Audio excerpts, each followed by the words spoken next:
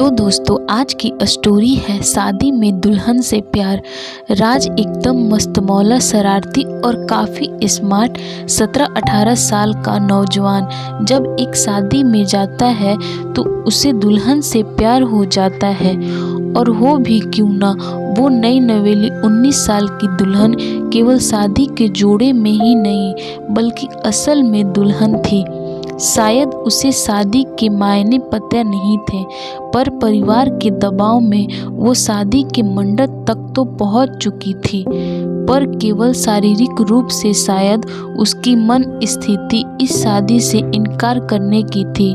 जयमाला का माहौल था, दूल्हे के चेहरे से कैमरा और लाइट रिफ्लेक्ट कर रहे थे और वही दुल्हन के चेहरे के भाव जैसे उड़े हुए जो शाम तक मुरझा जाती है, इस तरह के प्रतीत हो रहे थे। दूल्हे और दुल्हन के पीछे पंगत में खड़े होकर कुछ रिश्तेदार एक हाथ से पेट सहलाते हुए और दूसरे को दूल्हे और दुल्हन के सिर के ऊपर रख आशीर्वाद देने की रस्म निभा रहे थे। दीक्षा की नज़र उसके सामने आंखों में डुबा देने वाला समुंदर लिए खड़े एक लड़के पर पड़ी, जो बेहद प्यार से अपने नीचे के होठों को अपने दांतों से काटते हुए ऊपर के होंठ से छिपाते उसे अपनी गाढ़ी आंखों की पुतलियों से निहार रहा था, मानो जैसे चांद को आश्चर्य भरी नजरों से कोई 4-5 साल का बच्चा अपनी छत से घूर रहा हो। दीक्षा को असहज पाते ही राज एकाएक अपनी नजरों का ढलान अपने शर्ट के तीसरे बटन की ओर पाया। अब अगले कुछ घंटों तक दीक्षा की नज़र राज को दूर तक तलाश रही थी कि थोड़ी देर में जयमाला की प्रक्रिया समाप्त हो गई। राज एक जिद्दी लड़का भी था। ये बात तब सिद्ध हो जाती है जब दीक्षा कमरे में कुछ मिनटों के लिए अकेली थी। राज उसके कमरे में घुस जाता है और ये कहते हुए, दिल आ गया आप पर, टिश्यू पेपर का एक टुकड़ा कमरों में छोड़कर खुद को कमरा, शादी का लॉन और दीक्षा के माथे पर आश्चर्य की एक पतली रेखा छोड़ जाता है। कुछ दिनों बाद जब दीक्षा अपने ससुराल में ठीक तरीके से खुद को सम्मानित कर लेती है तो उसके जहन में राज का ख्याल आता है।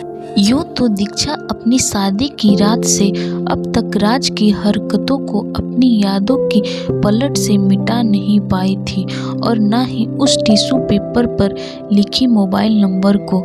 मुझे उम्मीद था कि आपका कॉल आएगा ही, पर इतने वक्त बाद इसका अंदाजा नहीं था। राज दीक्षा का फ़ोन उठाकर अनजान लड़की के लफ्ज़ सुनते ही, आपका नाम क्या है? दीक्षा पूछती है। राज यादव। और आपका?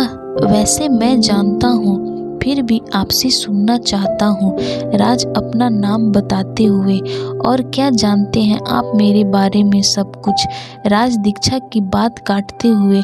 सब कुछ जैसे जैसे कि आपका नाम दीक्षा है, आपका घर दुर्गापुर में है और शादी PSC बाजार में हुई है। आपके हस्बैंड का नाम राजा है, जो कि गांव के रिश्ते में मेरे मुँह बोले दूर के मामा लगते हैं, पर उम्र में मुझसे 3-4 साल ही बड़े हैं। इस लहजे से तो मैं आपकी मामी हुई।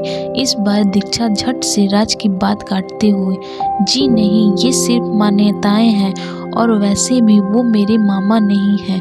गांव के किसी रिश्ते से गांव के सारे लड़के उन्हें मामा कहते हैं। जो भी है, एक बात कहनी थी आपसे। राज दीक्षा से, हाँ कहिए, आप बहुत खूबसूरत हैं। Thank you, welcome. ओके, मैं जा रही हूँ। अरे इतनी जल्दी? हाँ, और अब दोबारा कॉल भी नहीं करूँगी। अरे ऐसे कैसे? राज की बात खत्म होने से पहले ही फ़ोन कट जाता है। निस्संदेह दीक्षा का फिर से कॉल आता है। राज और दीक्षा एक हो जाते हैं, पर दीक्षा अपने पति, बच्चे, परिवार से दूर ना हो सके। ना चाहते हुए बचपन और जवानी के बीच ही परिवार के दबाव में दीक्षा शादी तो कर ली, पर अपने बचपन और जवानी के आनंद को ठीक ढंग से ना भोग पाई। शायद इसलिए दीक्षा आज भी राज के साथ ज़्यादा खुश रहती है अपने पति की तुलना में। कुछ लोग गलत भी ठहराते शादी के बाद भी किसी और से प्यार करने को, पर इससे दीक्षा की क्या गलती है? उसे तो वक्त ही नहीं दिया गया प्यार को समझने के लिए, और जब सही वक्त आया तो वो उसकी शादी की रात थी। ये थी राज और दीक्षा की पहली मोहब्बत, जो अब भी बरकरार है, पर सिर्फ दिली मोहब्बत तक, क्योंकि दोनों मजबूत हैं।